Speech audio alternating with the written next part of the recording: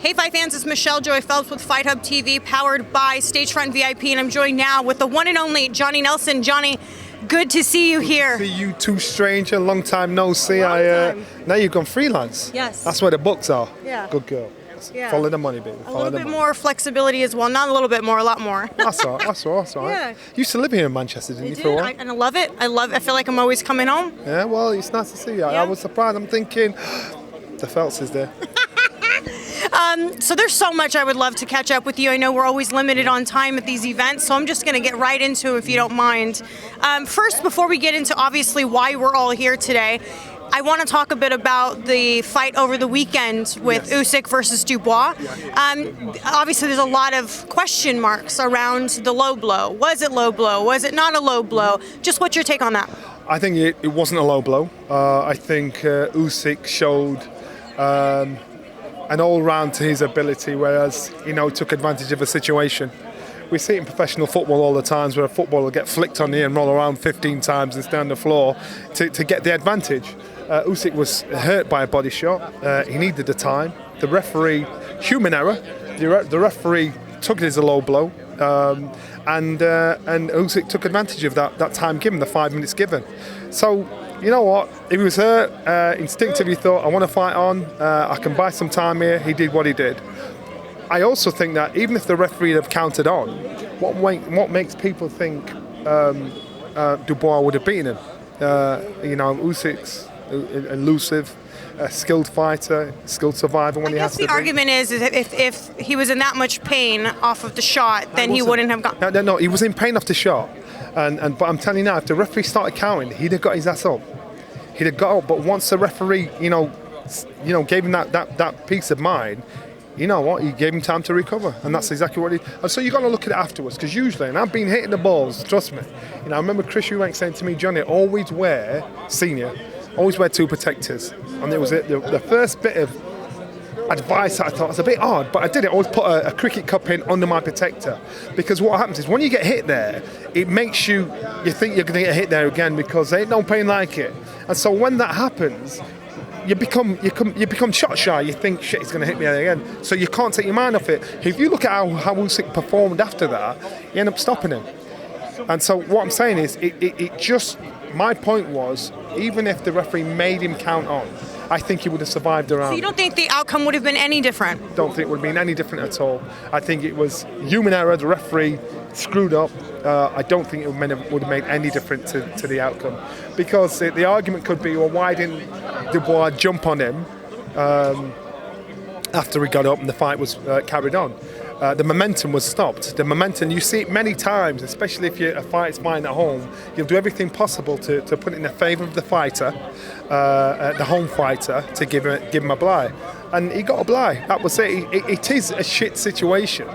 But the facts are the facts. And the facts are, I think Usyk would have still won the fight anyway.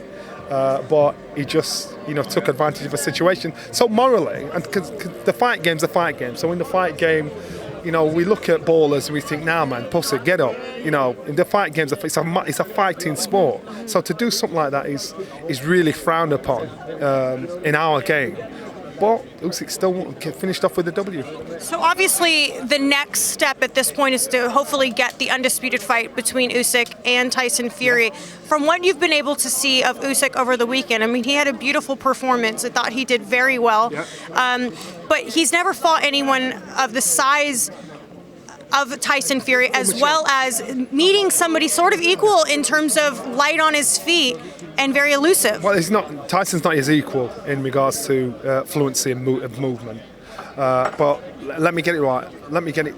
Make my point clear. I've always thought Tyson would beat Usyk. I've never thought he wouldn't beat Usyk.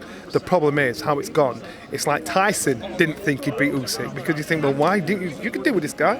And I bet Tyson watched that fight and thought, get me that fight, I'm having that. All of a sudden, conversations might start happening. But I thought the only person I didn't think Tyson would beat Usyk was Tyson out of the two of them. And so I'd lick my lips. If I was Tyson Fury, I'd say, you know what, no matter what I've said about not fighting him, not fighting the shit out or whatever, get that fight on. He will deal with him and get the job done. Usyk's an unbelievable fighter, an outstanding fighter, but he's a beatable fighter.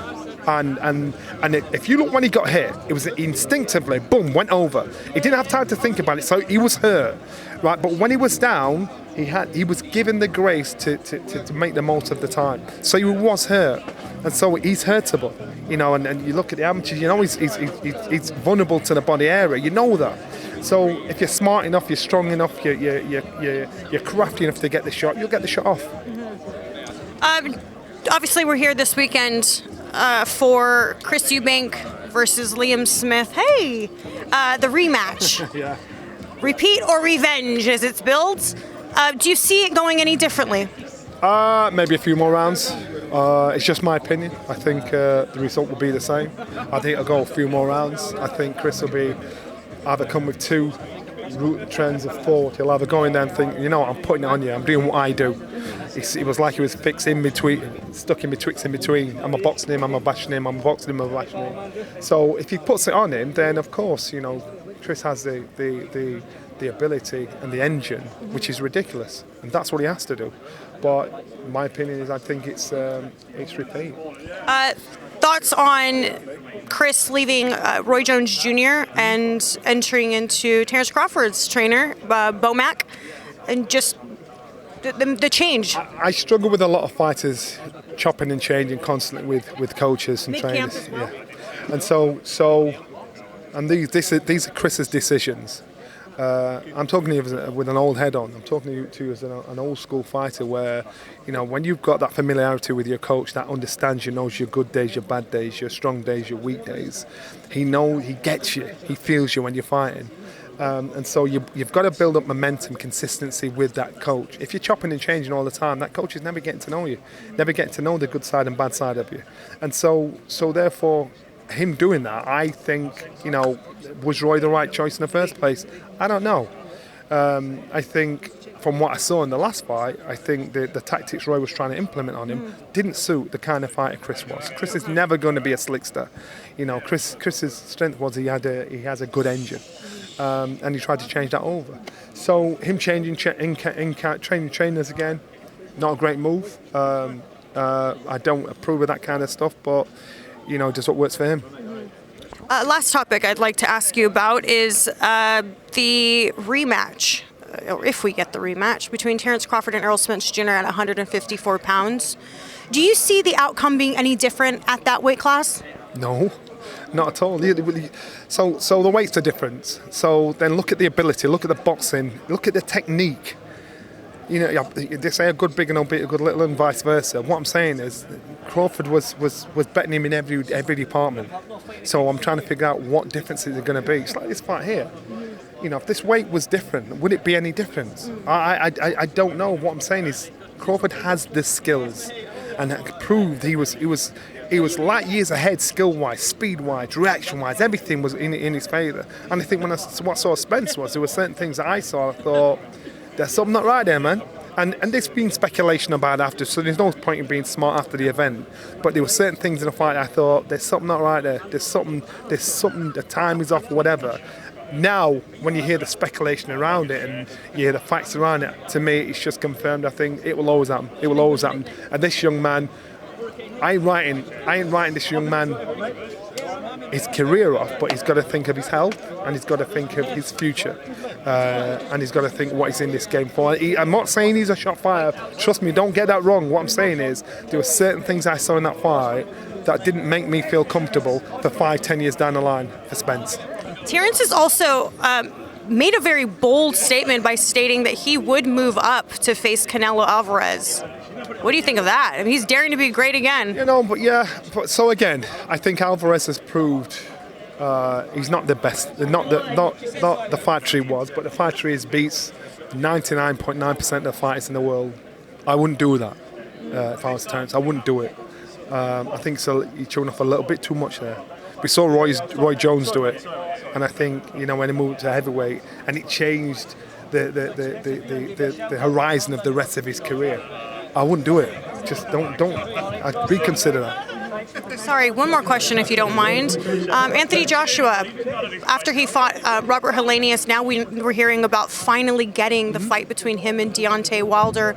Do you feel that that's the smartest step for him next, or do you think that there should be another in-between fight? I'd commented before and said that I saw two sides of AJ, and the side that he wasn't sure of himself was the first side. The finishing side showed me, you know what, this is when you believe in your shit. Right. And he needs to go in there. He can't afford to start a fight off like that against Wilder. He can't afford to do that because Wilder's too recklessly powerful for you to make a mistake and get clipped. And Wilder will be looking, obviously, to stop him ASAP. Exactly. So therefore, in my opinion, I wouldn't do that fight next. I wouldn't do it next. I'd just say, and I've said it again, AJ wants you to believe in him, the fighter he is. The only person that doesn't believe in the fighter he is, that in that fight, I saw was AJ. He didn't believe in what it did. It looked like he didn't believe. He wasn't sure of himself up until the stop, and you thought, all right, he's in. You can't go in there second guessing, thinking shall I step in? You can't do that. And in reality, if you're a former two-time heavyweight champion of the world, he's achieved amazing things. Why didn't you look in the mirror and say, you know what, I can do this shit? Stop second guessing yourself. Stop doubting yourself, and stop asking for the opinions of donkeys. Do you feel like that's what he's doing? He is doubting. That's what he's doing, and that's what you're seeing all the time. I'm thinking, and that's why. And I'm not. I don't mean to sound like I'm disrespecting people, but AJ's a lion, and he proved himself at that highest level. But now he's thinking like a donkey and asking opinions and asking for advice, or being influenced by, or it seems as though he's being influenced by the shit people are saying. They've never walked in his shoes, so why would you even, give them air? Look in the mirror, look at what you've done, you've achieved this. No, I own this shit. This is me. Well, Johnny, thank you so much. I always appreciate your feedback on everything. I respect it. Thank you for your time, and hopefully we'll be able to catch up with you later in the week. All week. All week. All right, bye, Fight fans. Thank you so much for watching this video, and make sure to subscribe for more videos of your favorite fighters over here on Fight Up TV, and give us a follow online as well at Fight Up TV on Twitter and on Instagram. We appreciate it, guys.